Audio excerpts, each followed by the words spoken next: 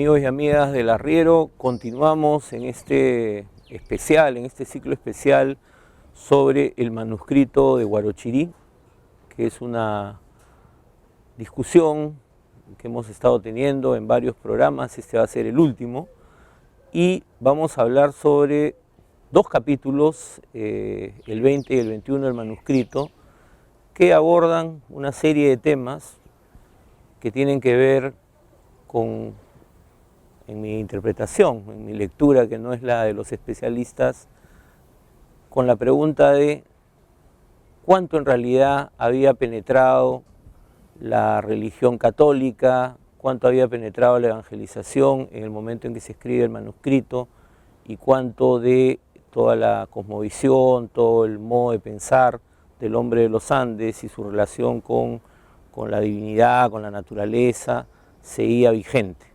De eso me parece que habla, pero estoy con dos expertos en el tema, Carla Sagástegui, que es profesora de la Universidad Católica, y Gonzalo Portocarrero, que también es profesor de la Universidad Católica, y que son parte de este grupo que ha venido discutiendo, y me he enterado que hay varios grupos que vienen discutiendo el manuscrito de Huarochirí. Gonzalo, abramos la conversación. ¿Qué nos quiere decir este momento en que se enfrenta este personaje que empieza a tener unos sueños, ¿no?, con una de las huacas que se supone, en las que uno supone él no cree ya, ¿no? ¿Qué nos expresa esto que nos describe el capítulo 20 y 21 del manuscrito?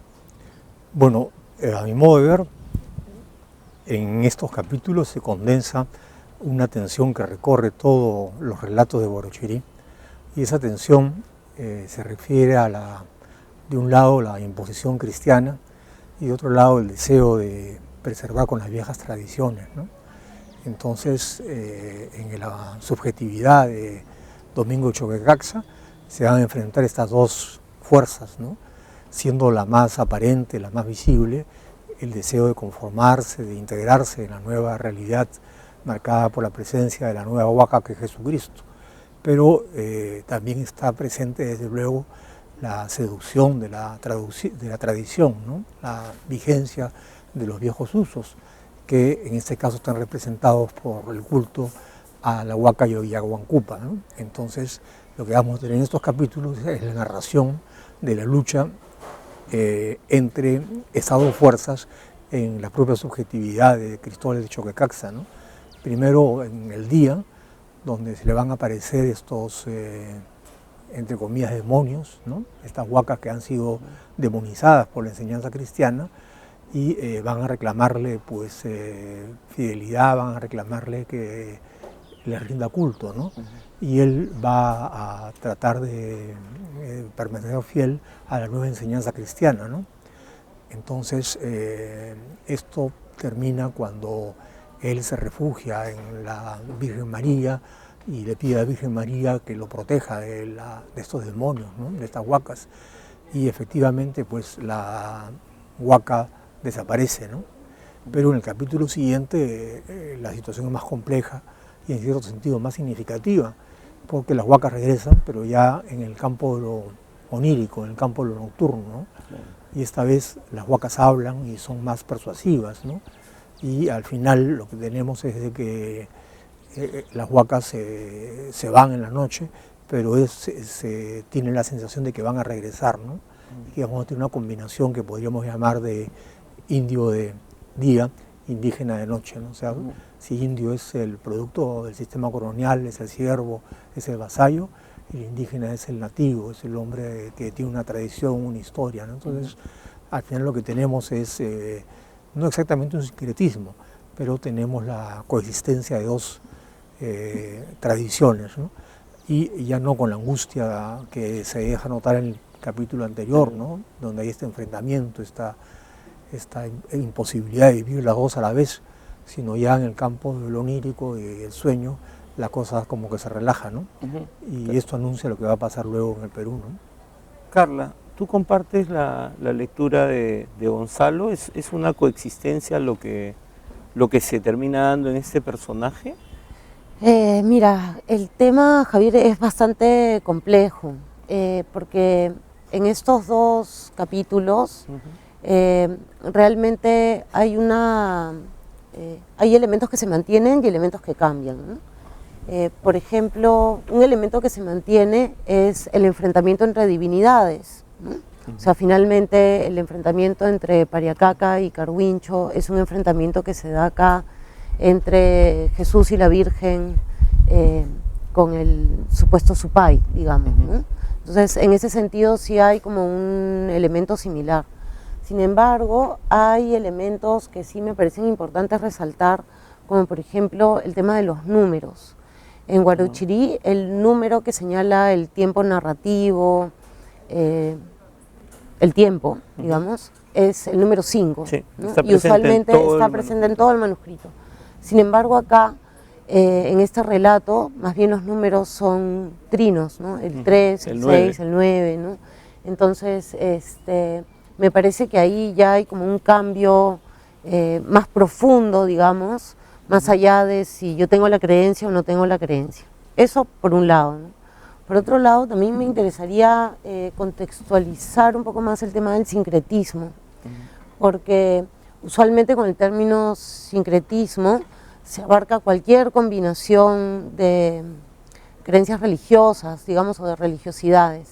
Sin embargo, cuando uno estudia con detalle diversos fenómenos de sincretismo que se han dado en distintas culturas, en distintos países, en el sincretismo siempre hay detrás relaciones de poder. Entonces digamos, hay una imagen religiosa que va a servir de forma y otra imagen religiosa que va a servir de contenido, digamos, ¿no?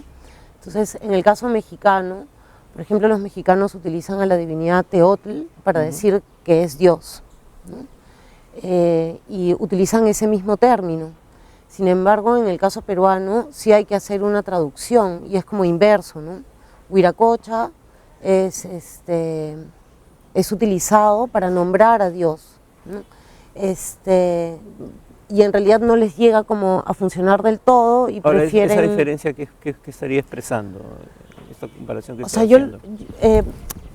a mí lo que me interesa resaltar es que en el caso del sincretismo peruano, en ningún momento son las imágenes religiosas occidentales, digamos las cristianas, las que se van a utilizar como forma, y el contenido va a seguir siendo la divinidad andina. Entonces, en ese caso, eso es lo que subraya el hecho de que estas divinidades andinas nunca desaparezcan. Y eso me parece importante porque, como señala Gonzalo, en esta historia no va a desaparecer, ¿no? Se les va a catalogar de Supay, es decir, se le va a dar como otro nombre, sin embargo van a seguir continuando como divinidades, nunca mueren. Ese es un punto que bueno, quizás tú Gonzalo, el término Supay, y acá aparece, y tú has hablado aparecen demonizados, ¿no? Siempre la imagen que uno tiene, la imagen común, en la traducción común del término, es que es el diablo cristiano, los demonios en el imaginario católico, ¿no? Pero ¿qué expresa realmente ese Supay? ¿Es eso o es una cosa distinta? Bueno, es el intento de los extirpadores de demonizar, ¿no?, a las huacas, ¿no? Pero en el mundo prehispánico el horizonte de comprensión era muy distinto al del mundo cristiano, ¿no? Es decir, la idea es que existen múltiples dioses y no son enteramente buenos o enteramente malos, sino se comportan de maneras diferentes y también mucho dependiendo del apoyo, del culto que reciben de las personas a las que están ligadas, a las que van a favorecer, ¿no? Entonces, en cambio, en el cristianismo la idea es de que hay pues un solo Dios, pero también existe el demonio, que es una suerte de sombra. Es una lógica de Dios binaria, digamos, ¿no? Exactamente, es una lógica binaria. Maniquea, además, ¿no? Es casi el bien y el mal. Sí, entonces, ¿cómo pueden dialogar dos culturas que tienen horizontes de comprensión tan distintos? Se puede producir una fusión de horizontes, para hablar en términos digamos, filosóficos. Es bien difícil, ¿no? Es bien difícil porque los indígenas no comprendían que pudiera haber un solo Dios y que todas sus huacas, todas sus divinidades fueran demonios, ¿no? O que más tarde simplemente fueran falsas, ¿no? No podían comprenderlo y no estaba a su alcance, ¿no? Como tampoco podían comprender los cristianos que existieran, digamos, esta multiplicidad de dioses que no fueran demonios, ¿no? Eran rostros del demonio para los cristianos. Carla, tú has planteado El tema de este tema de la forma y el contenido, que me parece bien importante, ¿no? O sea, finalmente, ¿cómo se termina resolviendo esto? Porque claro, estamos hablando del manuscrito que es escrito en un determinado momento, ¿no? Pero cuando uno piensa en el término que tú has planteado de sincretismo, finalmente, ¿qué es lo que pervive, qué es lo que queda de esto? Esto va más allá del manuscrito. Pero va más allá del manuscrito, sí, pero retomando, digamos, la figura del Supay, ¿no? Por ejemplo, la imagen que se pone al Supay son los demonios medievales, ¿no? Que se habían utilizado en los grabados, o en fin, en todo el arte pictórico, digamos, medieval. Porque aquí no lo tenían, es decir, cuando hablamos de un huaca es el territorio mismo, ¿no?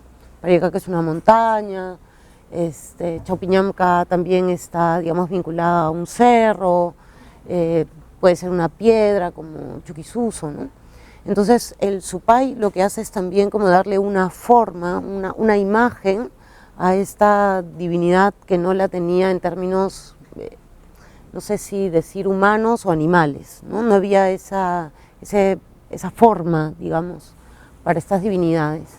Entonces, es interesante, por ejemplo, ver la relación con todas las fiestas que hay hasta ahora, donde el Supay, el diablo, es un personaje, ¿no? Se ha quedado de alguna manera vigente en toda una tradición de costumbres, de celebración, ¿no? O sea, digamos que terminamos teniendo, no sé cómo decir, no necesariamente, es una suerte de amalgama, pero que no termina de, o sea, que no es fácil de clasificar. O sea, para mí uno de los temas, siempre que se discute esto y en los programas anteriores, siempre es muy difícil clasificar, incluso nosotros poner en nuestros términos lo que estamos queriendo transmitir, digamos, ¿no? Finalmente, estamos cerrando, pero ¿qué es lo que queda de esto, ¿no? De este proceso, de esto que nos dejó el manuscrito? Mirando, igual que le preguntaba a Carla, ¿no? Gonzalo.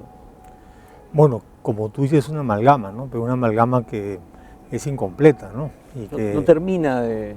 No termina de fusionarse, ¿no? Entonces tenemos a campesinos que pues encuentran natural ir a misa y celebrar a Jesucristo, pero también hacer pagos a la tierra o a algún apu, ¿no?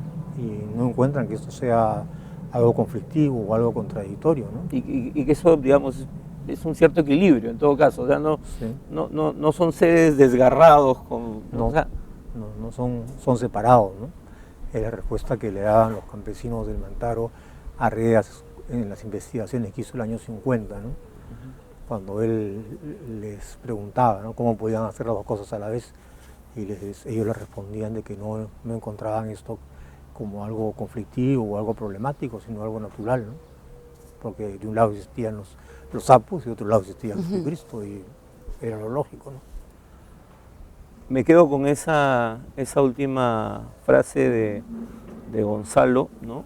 Creo que toda la conversación que hemos tenido, no solo esta, sino las anteriores, nos permiten entender mejor, o sea, volver al manuscrito para entender mejor los procesos que vivimos ahora. Quizás no haberlo leído bien o no haberlo leído, ¿no? Nos ha impedido entender cosas que, como tú dices, pueden parecer tan lógicas, ¿no?